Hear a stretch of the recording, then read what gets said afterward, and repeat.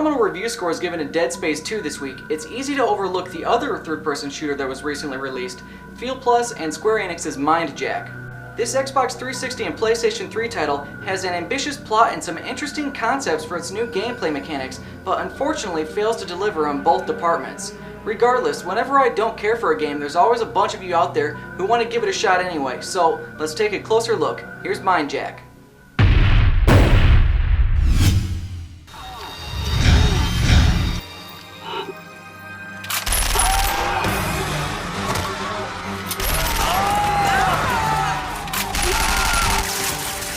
The story takes place in the year 2031, where the world's governments are falling apart and large evil corporations are taking over. You play as FIA agent Jim Corbin, though I'm pretty sure that acronym is never defined. The game opens with Jim waiting in an airport for a young political activist by the name of Rebecca Weiss to arrive, when terrorists attack and all hell breaks loose as the two try to escape and figure out what's going on. The beginning of the game is extremely confusing as it just throws you in the middle of something and doesn't explain anything that's going on. You don't really know who you are, why you're there, or what you're doing. This type of thing really deters me from becoming immersed, and when the beginning of the story is bad, it's tough to recover. Several hours in, Jim and Rebecca discover that a company has developed a technology called mindjacking that allows a person to enter the mind of another person or machine and control it. This is pretty confusing at the time because throughout the entire game you've been using that power yourself. Things start to become a bit clearer in the end, but by that point I just didn't care anymore. The story's full of mystery, double agents, and corporate cover-ups, and Rebecca and Jim are simply pawns in a larger diabolical scheme.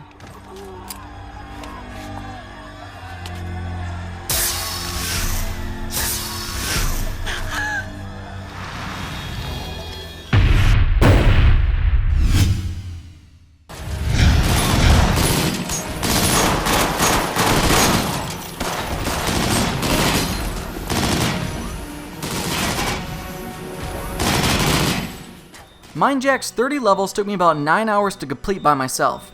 The game takes a Demon's Souls approach by allowing up to 5 other players to join into your campaign as friends to assist you or foes to kill you. That's the only form of multiplayer supported. The concept of jumping out of one character's mind into another is quite interesting and probably could have merited some cool online play, but I don't feel it was properly implemented.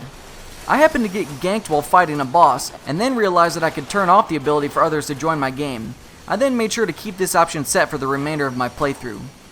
At the end of each level, the total experience that you gain from killing enemies is used to level you up, which unlocks rules and arts. Rules allow you to change conditions in the game like its difficulty or how teams work in multiplayer, and arts allow you to buff your character with increased health and damage. The strange thing is that to equip the arts you have to quit out of your game, set them, and then start up a new game. What the hell is that? You also can't pause the game even if you're the only one playing. If you press start, you can mess with the options, but the enemies are still attacking your ass. These are just strange design decisions to me. Rebecca Weiss, don't be scared. Scared? I'm furious.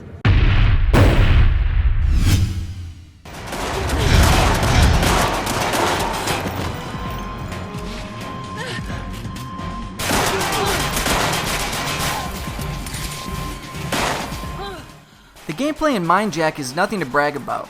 To me it felt like one of those old rail shooters that you'd play in an arcade. You move forward, fight a bunch of enemies hiding behind stuff, then rinse and repeat.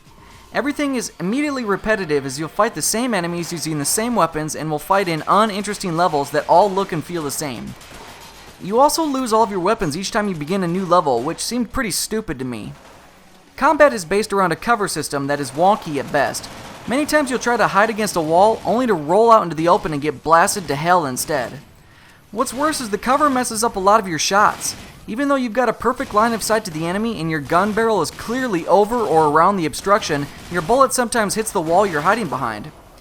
Each character has a rechargeable energy source called Mind Energy that's used for certain abilities.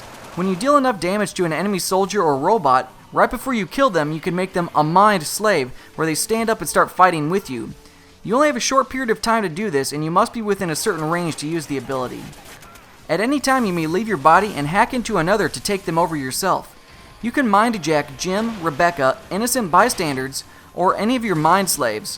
What I don't get is why the innocents automatically receive firearms when you jack them. Do all the people in 2031 simply pack serious heat on the way to work? If Jim or Rebecca takes enough damage, you'll be forced out of their bodies for a short period of time. You can heal yourself by hopping into another character and spending some mind energy while in range of the wounded, so you have to play strategically to ensure you conserve enough energy to revive your partner. If both Jim and Rebecca go down before you can heal each other, the game's over. This happens quite frequently towards the end, where the encounters get more difficult and you realize how retarded your AI partner is. Seriously, they are always standing in the open, they never pick up weapons beyond the pistol they start with, and they never help you in flanking the enemies. This inevitably leads to you chain healing your partner, which often leads to your own death. Obviously, playing with a friend would alleviate this.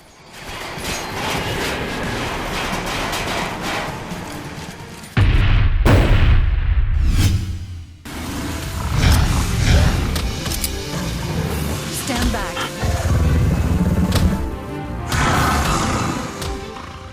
The overall presentation of Mindjack is pretty standard. The graphics are pretty average for a console title. They aren't outstanding, but they aren't particularly bad by any means either. Unfortunately though, the game is plagued with drops in frames and terrible screen tearing, even on the cutscenes. The voice acting is not all that great, and the dialogue for the most part is pretty terrible. The cheesy one-liners had me constantly rolling my eyes all the way to the baffling ending. Now, even though I've discussed a lot of the features that I wasn't too fond of, I actually found the soundtrack to be pretty decent. The techno vibe complements the hectic gameplay rather well, and I actually enjoyed it. Try not to kill him. He's an old friend.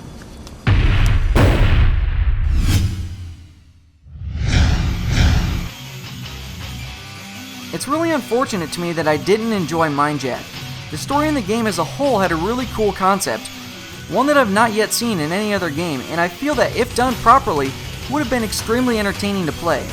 Unfortunately, it wasn't executed very well, as the gameplay is bland, boring, repetitive, and all around just generic. While things get a bit more interesting near the end, when it gets more challenging and you have to get a bit more creative with your mindjacking, it by no means saves this title from what inevitably will be its fate at the bottom of the bargain bin. What are your thoughts? Leave your questions and comments below. Check out the full write-up and screenshots over at ZeitgeistGameReview.com. Stay up to date by following me on Twitter and Facebook, and make sure to check out all of the other great gaming entertainment on the Game Station. Don't forget to subscribe and press the thumbs up button. Thanks for watching.